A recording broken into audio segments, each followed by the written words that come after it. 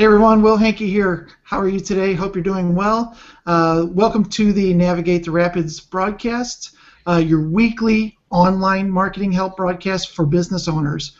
The whole point of the Navigate the Rapids is to help business owners with all of their online marketing, no matter what it may be. Each week we have different guests, and this week we're going to be talking about marketing in a broad sense and dig a little deeper into it. But there's going to be some great tips. My name's Will Hankey, by the way, owner of Red Canoe Media, and I really thank you for joining us today.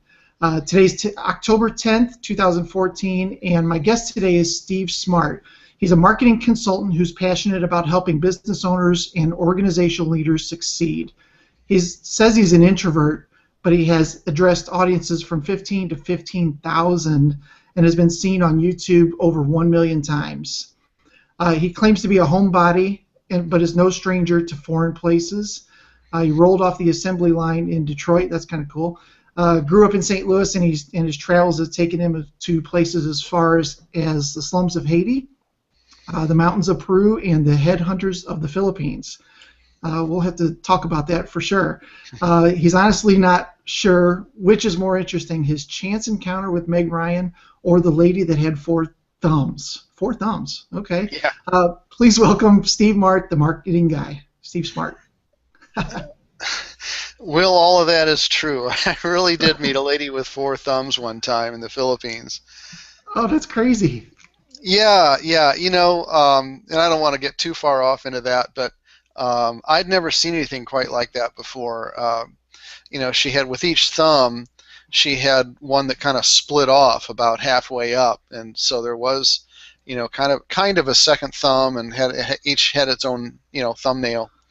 So that was kind of odd. Well, I guess if you worked it right, you could get your typing done really quick. Yeah, we were in a place where I doubt that she had access to a keyboard of any kind. Right. Yeah. So tell me about after you got back from doing all that and how you started with your current marketing career. Well, it was a few years after I got back from. I worked for a friend in a financial services company, very specialized, and I ran the office for him. He was actually in another city, and I ran the office for him and helped the company grow until we sold to a competitor. And I became unnecessary, and oh wow, yeah. You know how some of those things go. So, right. You know, I thought, where am I going to go from here? And without getting into the whole story, you know, I realized that I really did have an ongoing passion for things that relate to communications and promotions, and some of it was website-oriented stuff, and you know, it really all fell under the umbrella of marketing. So in my professional work and in my volunteer work, I consistently saw that I was a very good help to organizational leaders. And I have the ability to help them think on the big picture level, but then execute on a detail level. And not a lot of people can work at that executive level and then see to it the details are carried out very well. So I just hung out my shingle and started working. Very good. That's great. So I know that you have talked about yourself in the past as kind of a marketing generalist. Yes. And I can only assume that there are a lot of business owners who know that they have to do marketing, don't know how, don't know where to start, or they hear something from a friend. But you kind of help business owners in that way that you kind of start to culminate all the different things and help them start to execute a plan, I guess. That's right. The way I like to put it like this, I help people pull the puzzle pieces together and see to it that they fit properly. And after I hung out my shingle and started doing more work in the area of marketing, I looked around like marketing is such an enormous world. There are so many things out there, and I began to think, as I'm working as an advocate for my clients, I'm thinking, how do you make sense out of all this? So you've Right. got different people who are selling different services, providing different services, and doing a good job of it.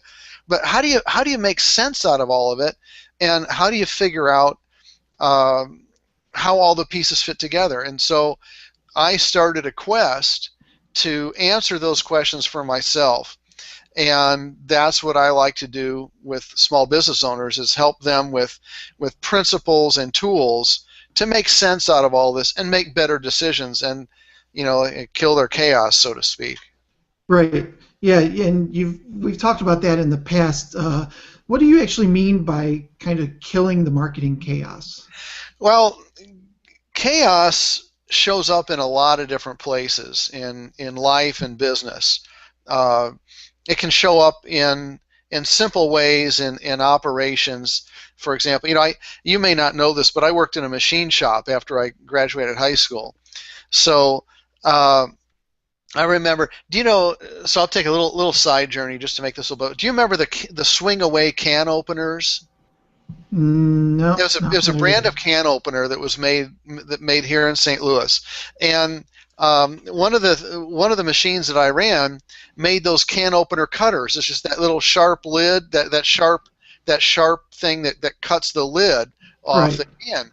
Yeah. I ran a machine that made thousands of those every day. Well, uh, when I started running it, it was just, I just load the machine with new material. I don't really check anything. I just load all these different machines with new material. So one of the guys that was supervising me thought that he had told the other guy that was supervising me that I was supposed to check the dimensions of the parts. Well, nobody told me to do that. Oh So no. we had a whole run of, I don't know, 3 or 4,000 of these parts with the whole dimension that was off. Oh And wow. so that was one example of chaos and where it can show up in operations. And the way that it shows up is when somebody starts checking something against a defined standard. Right. If there So is such a thing. if there is a defined standard, and in a lot of things there is a defined standard. So Right. we had what we called a plug gauge. So it was just a piece of, it had, thing on one end, thing on the other end, and if you put one end in the hole, and if it doesn't go in, then okay, the hole isn't too big. And if this end doesn't go in, well, then the hole is too small. So Oh. you have a defined standard against which you're measuring things. You go, okay, we've got a problem, we can fix this. However, when it comes to marketing, there isn't really a physical defined standard to tell you when you're on the right track and when you're not on the right track. Now, Right. Definitely. yeah, it can show up in your leads, but that's after you've run your parts, so to speak. That's after Yep. you've spent your money. That's after you've made your plans.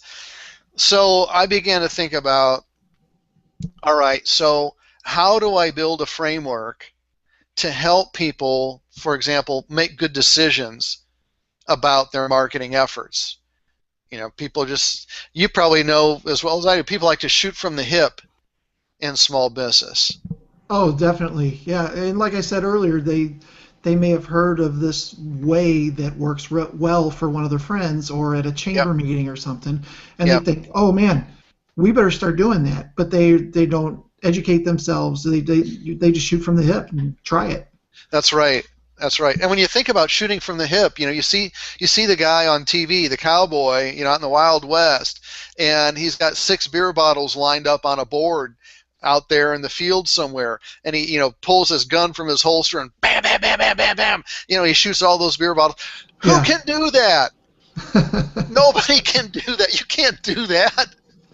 you Right. know I mean, and you think about snipers, trained snipers, they line up their shot, they aim. And so yeah, I think you're right about people in the way that they make their decisions about marketing tactics. Definitely. And there's a phrase that I've referenced in the past. I think it was by a guy named John Wanamaker, who says, half the money I spend on advertising is wasted. I just don't know which half. Yeah. Yeah, and some of this stuff is kind of fuzzy in marketing, Yeah. and I understand that, but I do believe that there are ways, and I feel like I've developed some ways to help people think through these things and make better decisions. Yep. So that was my next question. How can you start to sort through the chaos? Well, yeah, so I have different tools that I use. One of them is Business DNA, and we may or may not talk about that very much today. We talked about this earlier. I don't like to overwhelm people with too much information. Sure. I'd rather give people something that they can walk away with and use, even if that makes our session shorter. Right. So let's make that our objective, is that people can walk away with something that they can use. So Business DNA is one of the tools that I've developed. Another one is called the D.A.V.E.S marketing matrix. That's not named after a guy. It's just an acronym. Right. Okay. So in all simplicity, here's how I normally describe it. People sometimes ask me, what's the hot thing? What's the thing that I got to be doing in marketing? What's the thing that's going to take my business to the next level? What's the hot thing? And I like to respond by saying, well, I don't think that's a good first question. I think a better first question is, how can I make sure that I'm covering my bases?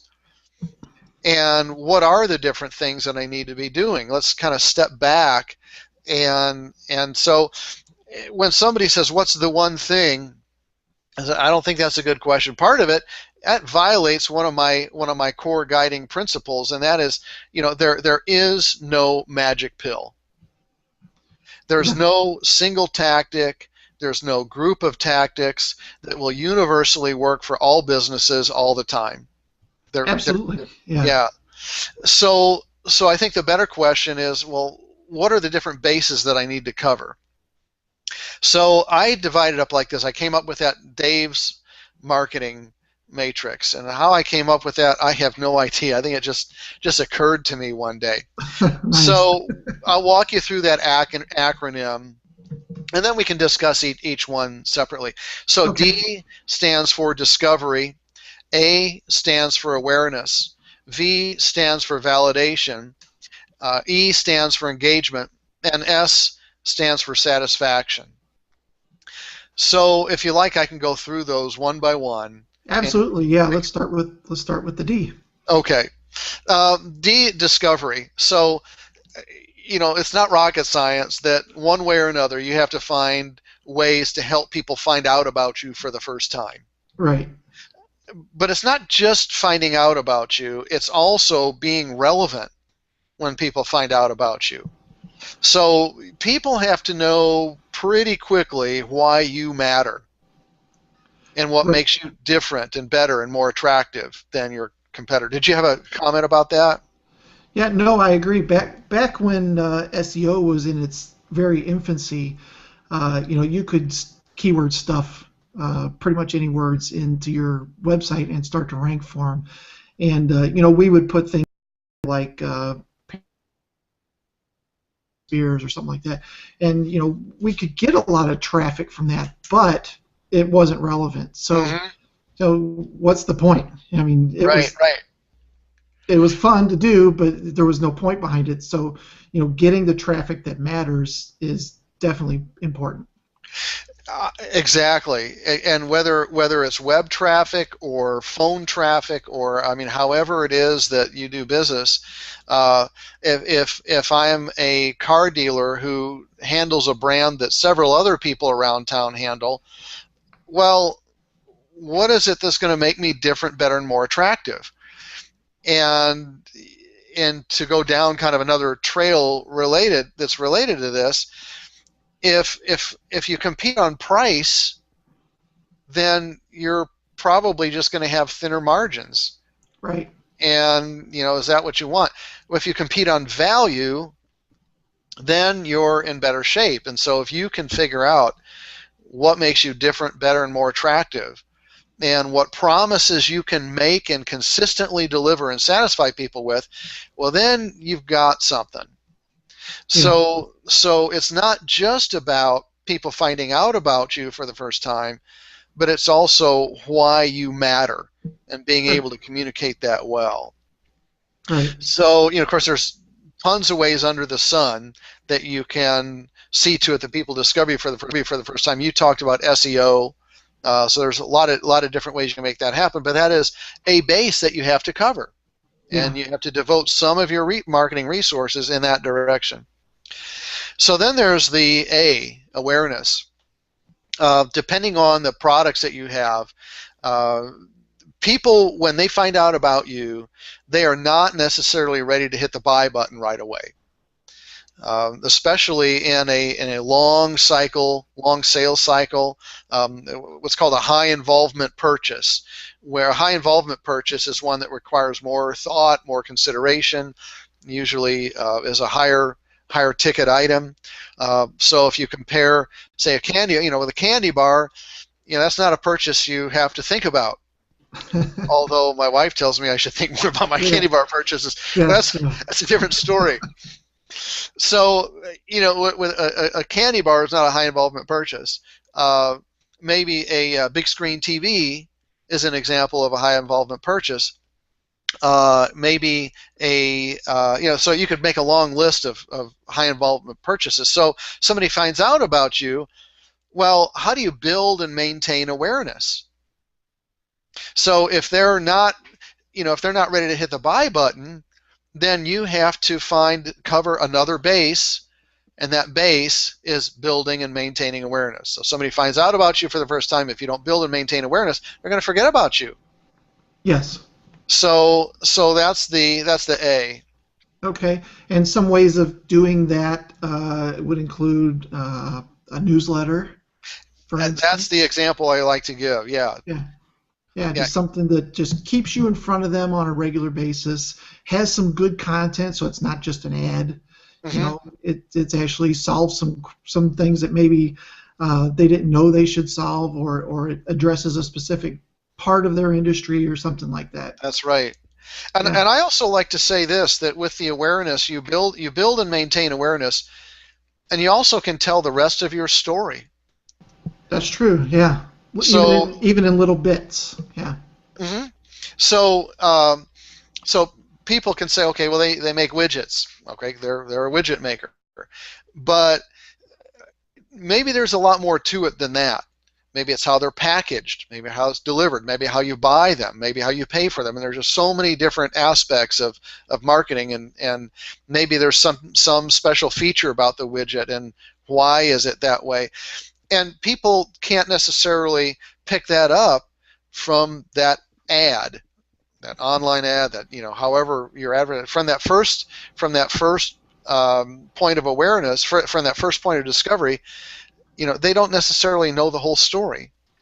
right, definitely, and especially with marketing. I mean, like you said, there's so many different ways. So if they saw a billboard and it happened to be relevant at that moment, I Yeah. mean, you can't tell your whole story. Well, I guess you could on a billboard, but that'd probably be a waste of money. Well, please don't, because I don't want people driving around me that are spending a lot of time reading a particular billboard. Right. So, but you're right. You're right. There are certain aspects of marketing that are meant to be, I guess, call it on the shallow end. But then, if you want to draw people in deeper, then you need to tell more of your story. Um, there's also the validation part. That's where the V comes in. Yeah, tell us about that. Well, and this isn't necessarily, some of these things, all these different bases, it's not like that you have to have a percentage of your marketing on each base, and that percentage is the same for every business. It's, you have to configure this to suit your own business. But V stands for validation. And I like to say it like this. You could call it proof, you could call it logic, you could call it facts, but especially with a high involvement purchase, emotion is involved, certainly, but with higher involvement, long cycle purchases, there's more logic and proof required. So, Absolutely. so that can be a thread that runs through everything you do. Is like, how do we really prove, what kind of facts? How do we provide logic? So if you've created an attraction with discovery and awareness, but sometimes people need to justify that attraction in order to hit the buy button, and Right. that's what that V is about. That's what that validation is about. So what would be an example of a way to get, so you got a newsletter, for hmm instance. What is a good way to get the validation part of it across? Well, there are different. Thanks for asking about that. There are different angles that you can pursue. You can pursue angles that highlight the needs of an individual. Like say, 3 out of 5 people have some kind of gum disease. And this is how it plays out. So you're using facts and figures to highlight their need. You could also do things that highlight your expertise. So, for example, if you have some kind of special certification or something of that nature, or if you have some remarkable experience that proves, wow, these people really know what they're doing. But it generally involves facts and figures. Let's see here in the SEO world. So what would be a mark in the SEO world that people can say, oh, well, because he has this certification, he's got to know what he's doing? What would be an example of that? Well, there really isn't a certification, but I mean, there are other things. I think just the fact that somebody does public speaking on a regular Yes, basis kind of yes. justifies or shows that they're not afraid to go out and tell other people what they think. Yeah, so that's kind of a softer side of validation. Maybe a more factual side would be, well, here are some case studies where we helped this business grow 30% in 2 years, or that would be a good example. Yeah, those are great. Yeah. So we've covered the discovery aspect. People got to find out about you from the first time. You have to be relevant. And then there's the awareness. Then there's the building and maintaining awareness and telling the rest of your story. Then there's the validation, and then there's engagement. So you've created an attraction, and people, you've been taking steps toward them. So how do you get them to take steps toward you? How do you get them to say, okay, I know about them, but I want to find out more. I want to take a step deeper. Sure. And it can be attending a seminar, for example. It could be picking up the phone and calling for a free consultation. It could be saying, well, I'm going to subscribe to their newsletter, or I'm going to subscribe to their YouTube channel. It's really something that gets your prospective customers a little bit deeper in the sales funnel, and they start investing in the relationship. That's what the engagement is all about. Right. And I'd say most business owners, especially the ones that are shooting from the hip, are assuming that as soon as they do whatever this X piece of marketing is, that they'll get straight to that engagement place where people will just pick up the phone and start calling them like crazy. Yeah. Well, I think that's a good point, Will. And that's probably, I never really thought about it in this way, but that's probably another area of chaos Yeah. is unrealistic expectations. So, we'd love to sit and dream that, well, we put this radio ad out there and we got, tons of calls, and those calls became customers right away. And some of that might happen, but but you do have to. It is a lot of times about nurturing a relationship. Yeah, it really is. I think it's a big mistake. A lot of business owners assume that no matter what the marketing channel is, that there's going to be an immediate embracing of that channel, and whether that means the phone's going to start ringing, or people are going to start walking in the door, or the website traffic's going to spike. Without the nurturing part of it, you're not going to get to this part. Right. And I think it varies from one business to another. what a realistic expectation is. But here's a simple thing. Now this is, after a purchase has been made, but of course, just because somebody has bought from you doesn't mean that you don't continue to nurture the relationship. But there's a particular car dealer that I like to go to because they give me a free car wash whenever I want. I mean, Oh, okay. as That's long as the nice. weather is conducive, as long as their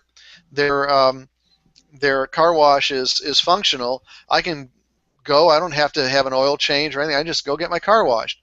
And so what happens then is it makes it, because my feet are in their store on somewhat of a regular basis, the likelihood of me buying another car from them is a lot greater. Right. And it only So costs them a couple if a dollar's worth of water, once a week. exactly. So they're thinking about, well, how can we continue to serve people? How can we nurture relationships so that they will, in this case, buy again? Right. So that's an example of engagement. So that's an example of after a purchase. What about before a purchase? Before a purchase, it can be some of the things we talked about earlier, like attending a seminar. So somebody says, well, okay, I will attend that seminar, or here this Google Hangout. Somebody says, I'm going to break break out part of my schedule, and I'm going to go and I'm going to attend, or I'm going to watch this Google Hangout, or I'm going to go to this seminar. So it's something that involves them investing themselves in some way. Yeah, they're So taking an action. yes, so there's a call to action, and it can be downloading a white paper. So these things, of course, are in varying degrees of commitment and varying degrees of meaning, but it's somehow making them have skin in the game. Yeah. Yeah. All right. So tell us about the S. So when I first thought about this D.A.V.E.S marketing matrix, um, at first the S was making the sale. I mean, that's what we want, right? That's why we're doing this, so we can make a sale. Pretty quickly, I realized, so I was playing all this out in my head, and I thought, well, wait a minute. If all we're after is making the sale, I think we're short-sighted. Right. Definitely. Really, what we want is to satisfy customers. It's not just about, okay, you bought my gizmo, I got your money, see you later. Well, what if they walk away and they're not happy? Is that what you want? I don't think so. Right. So really the S is for satisfaction. And our objective isn't just to make a sale. I mean, certainly we have sales numbers and all that, but our objective isn't just to make the sale. It's to satisfy our customers to the degree that they buy again, and to the degree that they refer others who will buy from us. Yeah, I think that's huge. I'm reading a book right now called Unselling by Scott Stratton, and Mm, he talks about the pulse of any client that you have or any customer that you have. At some point, they're maybe dissatisfied, or they're satisfied, or they're ecstatic. And okay. there's these different levels, and when they get to the ecstatic point, that's when they're satisfied, and that's when they're going to start referring you. Yeah. People that are just, yeah, I bought it. It was good. It was okay. Those aren't the cheerleaders that you're after. Right. Right. That's a good point. I remember doing a presentation not long ago. I did a video about this called "The Exponential Power of Customer Satisfaction."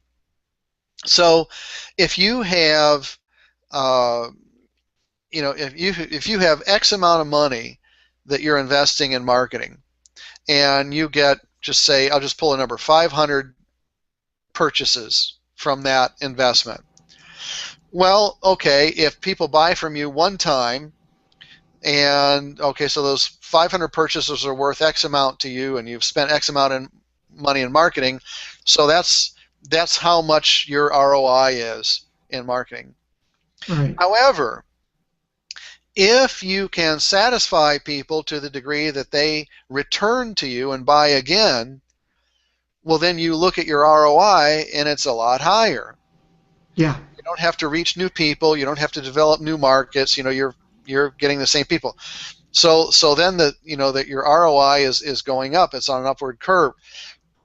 If they then are so satisfied that they refer others, then it takes it to the next level.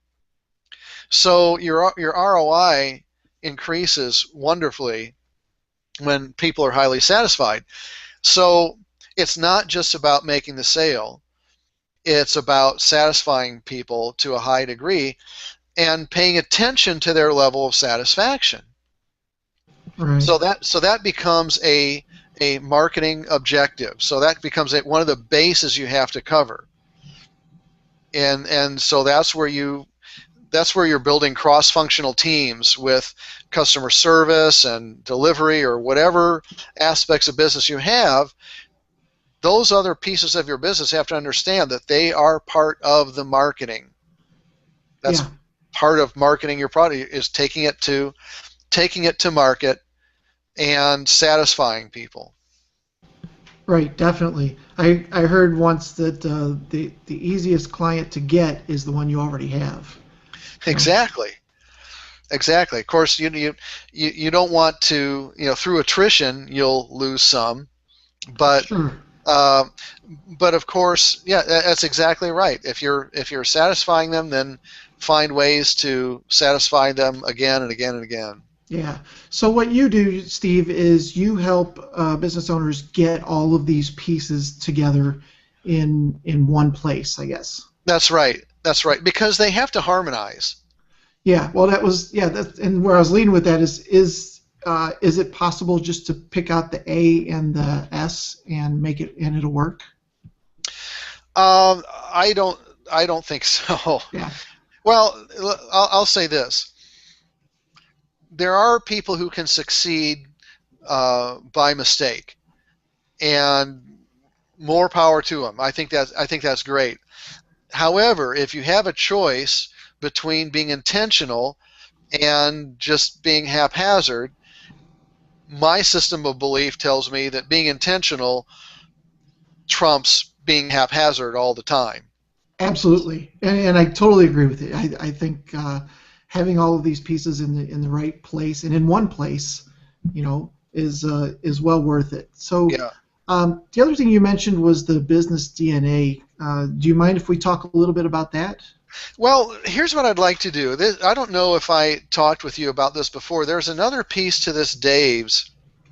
that I'd like to talk about for a few minutes, and this may be how we end up, if that's okay with you. That's fine. What I found is that business owners are not very often armed with very good questions, so they're bombarded with messages about different kinds of marketing that they can buy, marketing services, marketing products, and so they're often just at the mercy of the seller and what the seller knows. And so, does that sound good? Yeah, I guess we'll do that. And my business associate George over here, he's doing it. He seems to like it.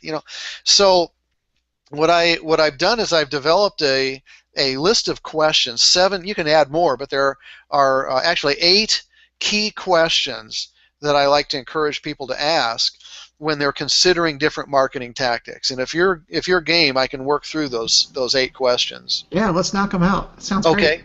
5 of them relate to the buying and decision making process, and then 3 of them relate more to the implementation part.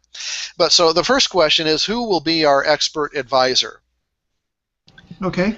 The reason I have that question in there is oftentimes what happens is a small business owner will say, okay, we're gonna do this particular thing. Maybe it's social media, maybe it's brochure, whatever it is. We're gonna do this. Well, what happens is that oftentimes they do not execute well. So even if they are doing stuff, they probably shouldn't be doing a lot on their own. But because you got to run your business, you probably have more important things to do. But even if you've delegated to somebody within your organization, it makes a lot of sense to me to be connected on an ongoing basis to somebody who has a lot of expertise in that given area that can provide ongoing guidance. Otherwise, what happens is you're probably not going to execute well. Right. So that's the first question, is who will be our expert advisor? And the second question, really, I just mentioned, and the second question is, what does it take to execute well? So, for example, if you think about, there are probably still people who think that, all right, well, SEO, that's, putting keywords at the bottom of our page, and we do these little things, and that now we've got SEO. Wow. It really is just that easy. And so what happens is that people get turned on to a particular tactic, or they get interested in a particular tactic, and sometimes, depending on who's presenting, they make it sound like it's easy. Right. Because they're trying to sell it. Yeah. So a lot of times a tactic takes more effort and more determination and maybe more resources than what's advertised, and you really have to ask good questions about, okay, what does it take to execute well?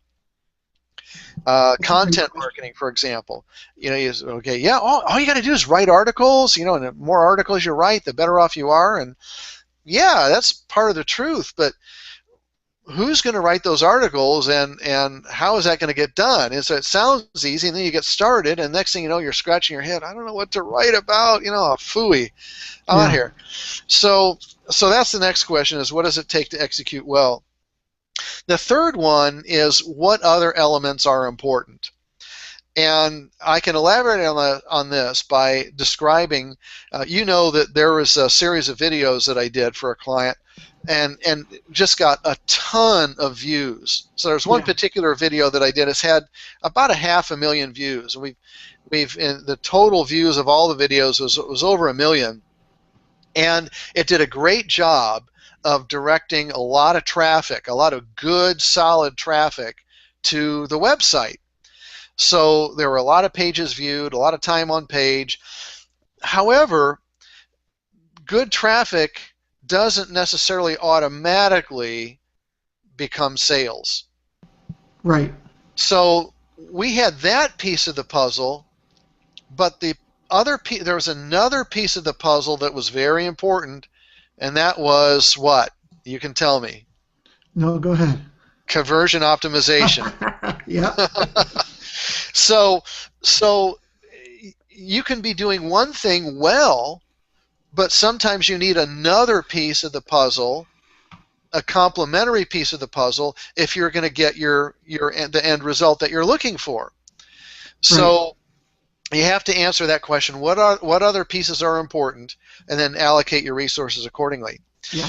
So here's question number 4: how will any given tactic fit in the D.A.V.E.S matrix, or in the overall scheme of things? Is there unnecessary duplication, or are you missing some bases, or can one particular tactic maybe cover more than one base? So you have to start thinking about, how are you covering your bases, how are you allocating your resources, and so how does it fit in the grand scheme of things? Then there's the 5th question, and that is, how much control do I have? I'll tell you what I mean by that. And we can talk about SEO. So you know as well as I do that there have been several companies out there who have been rolling along with different SEO tactics, and then boom, Google changes their algorithm and it goes down the toilet. Yeah. Yeah. So there are some tactics. Facebook is an example. So Facebook starts their business pages, and wow, people are liking, people are seeing, we're reaching people, and then Facebook changes their algorithm, and nobody likes me anymore. Nobody's seeing my stuff anymore.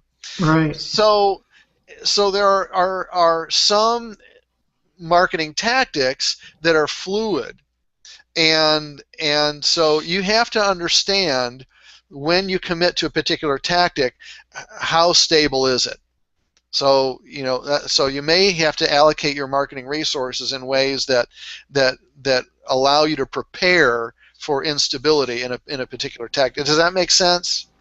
Absolutely, and even further beyond that, some people think that they can just throw some money at SEO, for instance, and uh, get immediate results. And that needs to be understood ahead of time as well. That it's Yeah. going to take a while and it's going to take some investment before you start moving the needle. That's a great point, Will, because another question that I don't have listed here, but one that, the list of questions can become so long that it's like, well, how does this become a helpful tool to people? But Right. that's one that I have off to the side, and maybe it should be closer to the center. And that's the question: what's our time horizon to success? Yep. So, Absolutely. so then let's see here. Then I've got some other questions, and these relate more to implementation. Uh, so one is, who will be responsible for what? Now, it may be that a tactic that you're considering is just purely outsourced. So it's pretty easy to answer the question, who will be responsible for what? However, that doesn't mean that you don't have any responsibility at all as the business owner, because you should be somehow monitoring the results that you're getting. So you do have some level of responsibility, no matter what. But if you have members of your staff that are dedicated to certain aspects of marketing, each of them have to know what their roles are, and they have to have the support and the tools they need, the resources that they need to get the job done. Right. So this is all part of the planning. And I think you can agree that if execution is not done well, you can't expect good results. That's 100% true. Yeah. So there's another question that relates to the implementation side, and that is, how will we monitor quality? Um, so many things. So here's an example. So if I decide, okay, I'm going to write content or do social media posts or whatever, people. So on the one hand, let me back up. On the one hand, I think it's great and it's important to develop patterns of activity to reduce costs. So if you can develop something that's repeatable, then you can find people to do it on an ongoing basis and lower your costs. However, you also have to be aware that whenever you have a pattern and you have somebody working a pattern, they can kind of get in a rut and get in a grind and lose their edge or lose quality and just kind of just be stamping it out, week after week. So having a fresh set of eyes on the work with some interval, that becomes an important part of maintaining quality in your efforts. I agree. And you mentioned earlier about the run of can opener pieces that you did. Yeah, You did wrong. exactly, You know, and exactly. and that extra set of eyes, probably they were losing money by the minute, and that helped Yes, stop the bleeding at least. exactly. And so yeah, I remember that was a long time ago, but I remember some of that stuff so clearly. But yeah, so that was that question. How do we monitor quality? And then the last question. This might be one of the most important questions to answer, and that is, how will we measure success? Yeah, that's a good one. So there are some things. If you think about this whole D.A.V.E.S matrix, some things are hard to measure in marketing, no question about it. But wherever you can practically measure things, you're better off measuring than not measuring, because you want to be able to make decisions about what's working and what's not working. We you have a marketing budget there that's not meant to make you feel good. It's meant to help you accomplish goals. Right. So you have to figure out, well, how are these things helping us accomplish our goals? If you're able to identify a component of your marketing efforts that is tangibly contributing to your profits, well, guess what? You want to do more of that. If you have Absolutely. if you have some of your marketing that is dedicated to stuff that you know by measuring that this isn't doing anything at all, then you maybe have to allocate marketing resources in another direction. There are some things.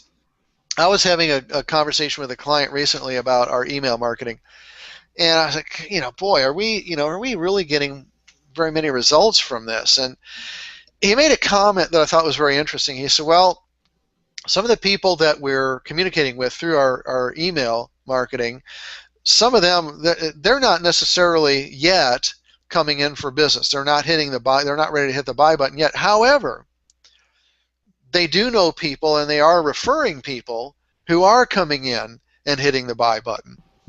So, Okay.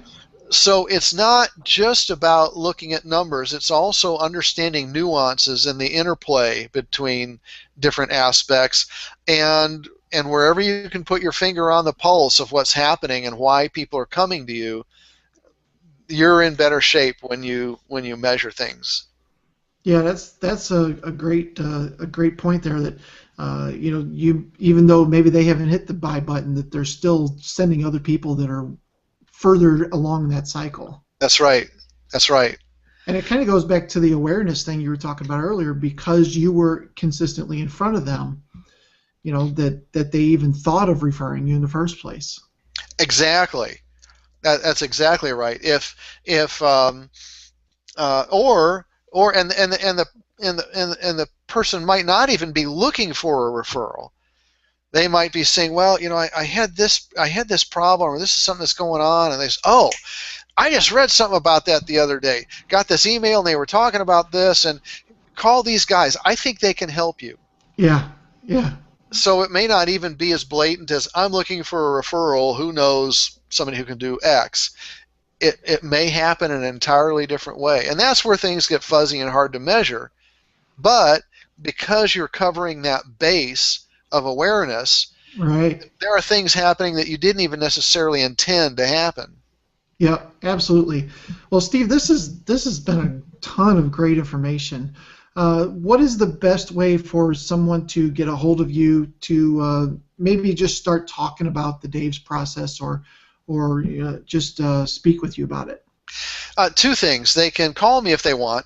Phone number 636-699-8772. Just that's on my website, which leads me to point number two. Go to my website, 2qsolutions.net, and you could reach out to me by email, srsmart@2qsolutions.net, or through my website, of course.